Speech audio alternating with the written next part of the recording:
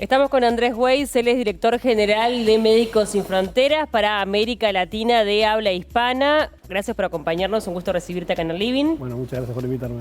Bueno, Andrés, vamos a hablar un poco, primero, claramente que Médicos Sin Fronteras es algo que es muy popular, muy conocido a nivel masivo, pero de todas maneras hay gente que debe tener sus dudas en cuanto, a su comienzo y cómo es su participación en diferentes tareas humanitarias en el mundo entero. ¿Cómo es que nace Médicos Sin Fronteras? Bueno, Médicos Sin Fronteras nace hace un poco más de 50 años en lo que fue la Guerra de Biafra. La Guerra de Biafra fue una guerra de secesión dentro de Nigeria y un grupo de médicos franceses que trabajaban con Cruz Roja ahí se asociaron con un grupo de periodistas para denunciar lo que estaba pasando. Los que históricamente la Cruz Roja no tenía esta posición de hacer denuncias públicas de lo que estaba pasando, entonces dijeron que creían que esto tenía que hacerse algo que tenía que ser de conocimiento público para todo el mundo, lo que estaba pasando, la crisis humanitaria de Biafra, y así nace. Se asocian estos médicos con estos periodistas y entonces esto le da... Esto nace en París, ¿no? Se funda en París, sí. Pero esto le da, esta combinación de médicos con periodistas le da lo que es la identidad de Médicos Sin Fronteras, que es una organización médica humanitaria internacional que además tiene un mandato de hacer abogacía y testimonio sobre lo que va viendo. Entonces, Médicos Sin Fronteras es una organización privada, independiente y neutral. Es independiente, se financia de aportes de privados, o sea, el 97% de los fondos que recibe Médicos Sin Fronteras son de personas y empresas. No recibe fondos de países, no recibe fondos de organismos internacionales, y eso permite, primero, ser independiente y decidir su propia agenda, o sea, en función de su carta magna y los principios de la organización, se decide a dónde sí y a dónde no es pertinente operar, tener programas y tener actividades. Y esto no está marcado por los intereses de ningún país en particular, sino que es independiente y además es neutral frente a los conflictos. Claro. Por ejemplo, el conflicto de Ucrania, sí. Médicos Sin Fronteras no tiene interés en el conflicto, tiene interés en el resultado del conflicto, en qué le pasa a las personas que son víctimas de este conflicto. Y entonces el objetivo es tratar de dar apoyo médico, principalmente por los programas de naturaleza médica, a las víctimas de los conflictos. Claro, ustedes trabajan directamente con lo humano, o sea, más allá, como decías vos, de lo político, del conflicto en sí, no es que toman partido por nada, sino que se preocupan por el bienestar de las personas que quedan en el medio, amor. El objetivo son claramente las víctimas de los conflictos, ya sean conflictos armados, o sea, conflictos hechos por personas o conflictos por catástrofes naturales, claro, ya como el terremoto de Siria. Sí. Y tampoco, un poco para bajarlo a tierra, tampoco es 100% médico lo que hace Médicos Sin Fronteras, sino también se da eso de la denuncia, del apoyo. Bueno, el mandato de la operación y de la organización es un mandato médico, ¿sí? Nos regimos por principios médicos, entonces todas las operaciones que nosotros hacemos como organización tienen como finalidad lo que entra dentro del mandato médico. El mandato médico no es solamente hacer cirugía, hay otras cosas, es un poco más amplio, ¿sí? Hay temas que tienen que ver con nutrición, hay temas que tienen que ver con, por ejemplo, ahora en el terremoto, con distribución de materiales de subsistencia básicos para las personas que fueron víctimas del terremoto y que quedaron sin abrigo y sin techo, ¿sí? Y además, sobre esto se hace una denuncia, se hace un testimonio de estos programas. Entonces, los programas sí son siempre de naturaleza médica. Claro. Y el testimonio sobre los programas que se hacen. Sí, de todas maneras trabajan profesionales de diversas áreas. En tu caso, sos economista. ¿Cómo te acercaste a médicos? Contanos. Bueno, a ver, esto es una cosa que llega bastante. Si uno va a un hospital, en el hospital no son todos médicos. En el hospital hay administración, hay finanzas, hay recursos humanos, hay mantenimiento, hay limpieza. Médicos Sin Fronteras es esto en un escalón un poco mayor, digamos, un poco más sofisticado y complejo, pero como lógica de base es parecido, ¿sí? Yo empecé haciendo finanzas y administración, un poco quizás por casualidad. Claramente para un médico hay una cosa que está vinculada con la vocación y el mandato médico, y Médicos Sin Fronteras en ese sentido, creo que dentro de las escuelas de medicina y enfermería en general, tiene como una presencia muy fuerte y hay algo que representa un aspiracional para la gente. En mi caso fue una cosa un poco más casual, como que de repente me encontré con esto. Hay gente que... ¿Pero cómo te encontraste? ¿Cómo fue? Bueno, yo desde chico siempre decía que lo que yo quería era conocer el mundo, viajar, descubrir lugares y que me pagaran por viajar, digamos, ¿no? De alguna forma articulé esto de una manera profesional en mi vida. Yo vivía en Italia y me presenté a la organización, mandé una candidatura, me tomaron, me hicieron entrevistas, etcétera, y pasé. Y la primera experiencia fue en Etiopía hace más de 15 años, ya 16 años. ¿Y vos que sos argentino? Soy argentino. Bien. Y a partir de ahí fue un antes y un después. ¿Por dónde más estuviste? A partir de ahí fue un antes y un después porque, a ver, uno puede creer que está hecho para esto, ¿sí? O sea que, pero digo, hay algo de la vida de ser expatriado en lugares tan complejos, en situaciones de conflicto tan complejas, donde es muy difícil de antemano saber si uno está preparado o no. O sea, uno puede tener la ilusión y la idea y, Claro. ¿sí? Y el Entonces, ímpetu, las ganas. sí. Y ahí lo vas descubriendo, ¿no? Cuando te va pasando.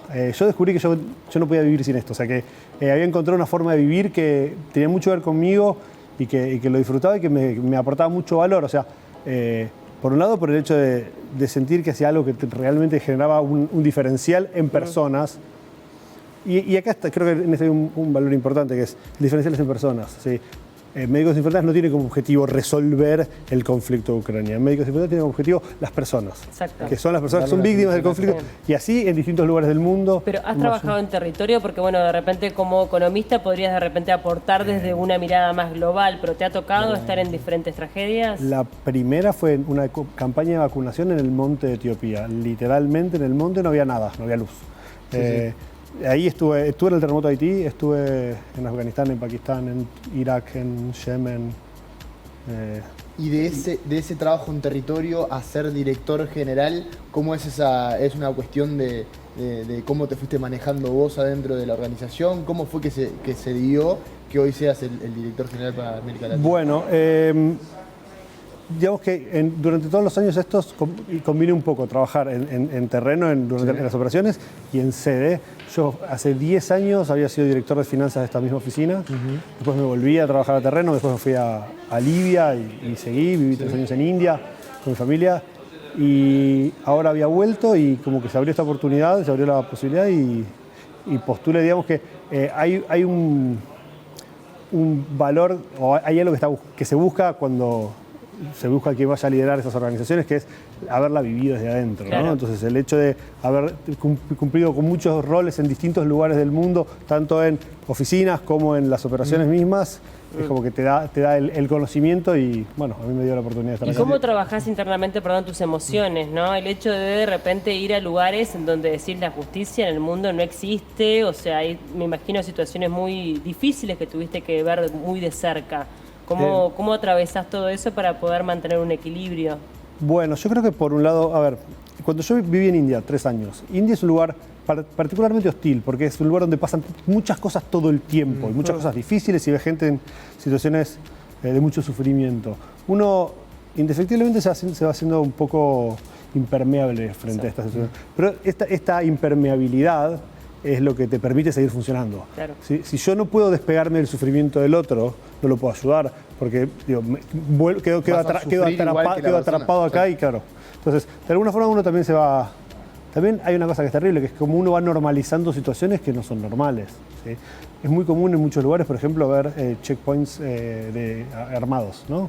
Y uno va normalizando. Sabes que vas por acá y va a haber un checkpoint con unos señores con Kalashnikov que te van a apuntar y te van a decir pasanos.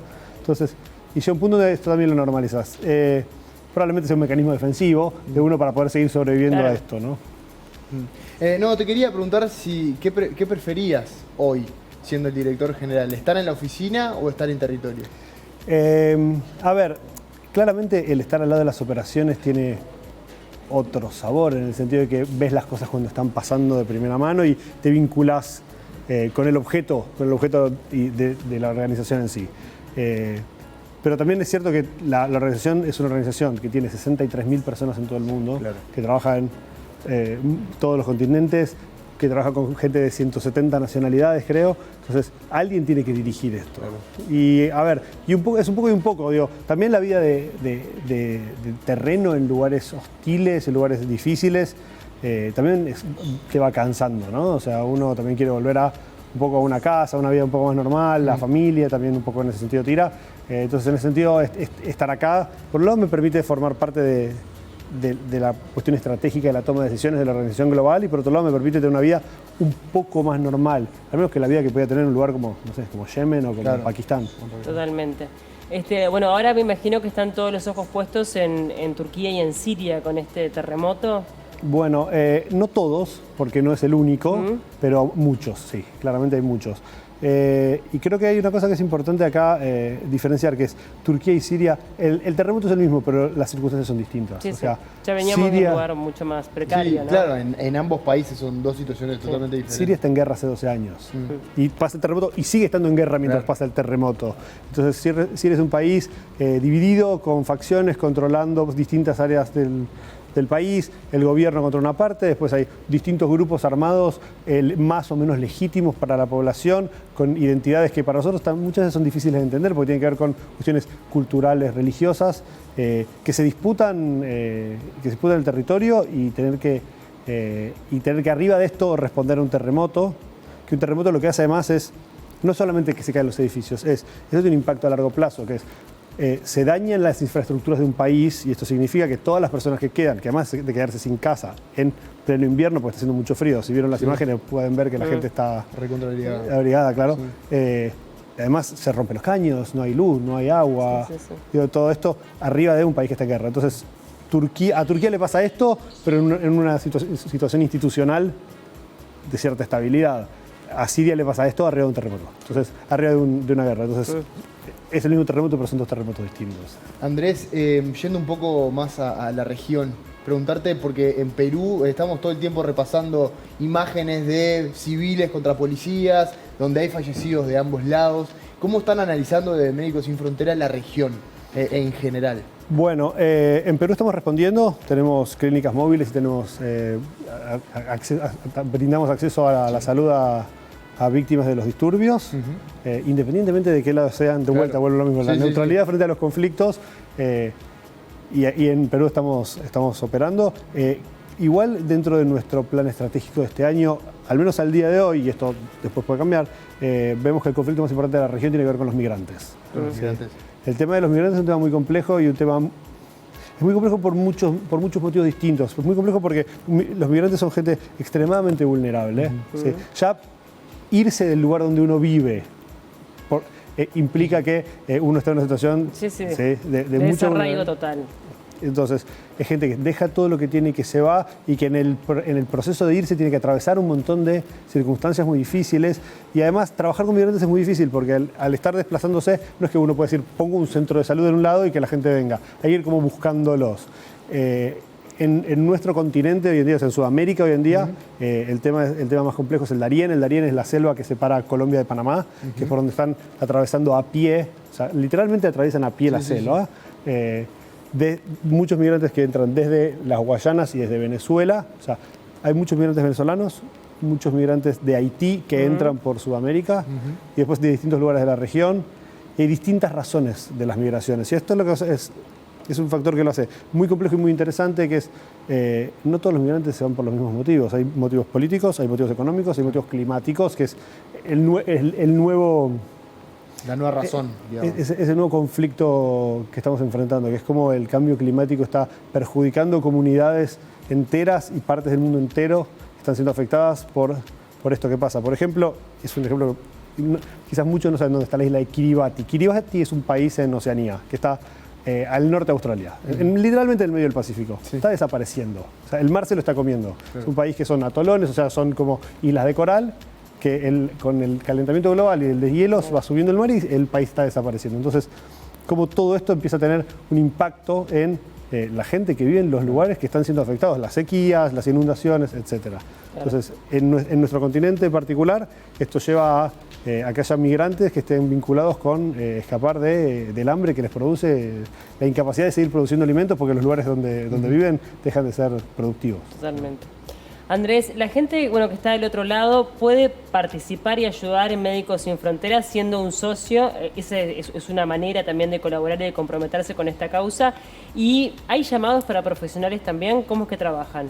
A ver, Médicos Sin Fronteras tiene muchos profesionales de muchas naturalezas distintas que hacen trabajos de distinto tipo, ya sea en sedes, ya sea en una oficina, ya sea en el terreno, en distintas misiones. Yo creo que la forma más fácil de entenderlo es entrar en la página msf.lat, es la página que tenemos ahora, msf.lat. Ahí se explica qué es lo que se busca, cuáles son los perfiles que se buscan, cuáles son los requisitos para poder trabajar. Claramente, si una persona quiere trabajar en un puesto de oficina, probablemente esto funcione como un reclutamiento más normal, de un trabajo más normal. Claro. Cuando alguien quiere irse a un país, a una situación de conflicto o algo así, los procesos de búsqueda son un poco distintos. Pero digo, para participar, digo, como activamente para trabajar con Médicos Sin Fronteras. Los invitamos a que vayan a la web y que se informen por allí. Y además en la web van a poder ver qué estamos haciendo, dónde estamos haciendo. O sea, no solamente el terremoto de Siria, la guerra en Ucrania, Haití que está con una emergencia de cólera, en Etiopía hay un conflicto muy grande. Pero en el mundo hay en este momento hay distintas crisis humanitarias agudas, más las que son recurrentes y que son estructurales, países como Yemen, como Afganistán, que viven en conflictos permanentes en guerras de hace muchos años, y también se pueden asociar.